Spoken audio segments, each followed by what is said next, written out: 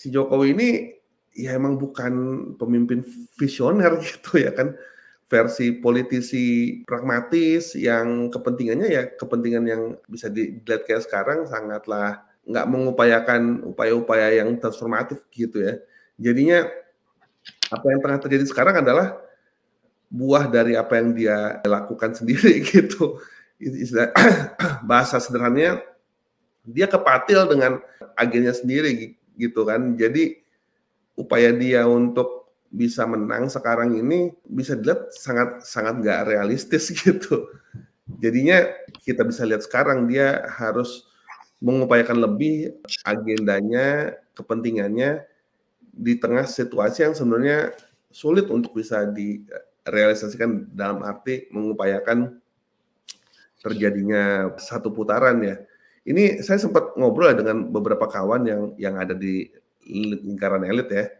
Dia bilang kenapa Jokowi bisa seperti ini, salah satunya adalah karena dia nggak pernah kalah. Dia ngerasa sangat pede, ngerasa nggak pernah kalah, dan dia ngerasa alat negara ada di tangan dia ya, dalam arti tentara dan polisi ya. Dan itu yang akhirnya membuat dia berpikir bahwa pilihan kayak begini visible untuk dilakukan gitu. Nah kan yang nggak pernah diantisipasi dari Jokowi adalah perubahan sebenarnya gitu. Sesuatu yang sebenarnya sempat menjadi dasar bagi kemunculan dia kan. Yang menarik sekarang adalah demografi itu udah paling jelas gitu. Kita menghadapi gelombang pemilih baru ya yang cukup signifikan ya, yang kalau dalam skemanya pemilu sekarang itu dari 52% pemilih muda itu porsi yang cukup besar itu adalah pemilih pertama ya.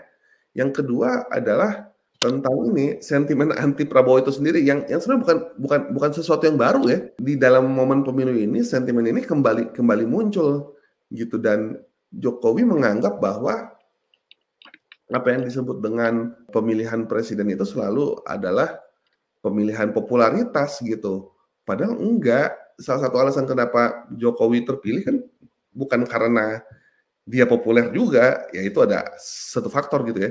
Cuman karena emang nggak senang sama Prabowo gitu. Makanya dari game plan yang dipakai Jokowi ya perlu juga kita periksa ya. Game plan-nya itu adalah mencoba untuk mengamplifikasi popularitas Jokowi itu sendiri gitu. Makanya pakai sebanyak mungkin buzzer yang sebenarnya pertanyaannya kemudian adalah apakah efektif bisa mengadres struktur perubahan yang tengah bergerak sekarang gitu di sisi demografi dan juga sisi sentimen ini gitu. Jadi menurut saya sih situasi sekarang menunjukkan bahwa menarik ya dalam konteks oligarki Indonesia ya.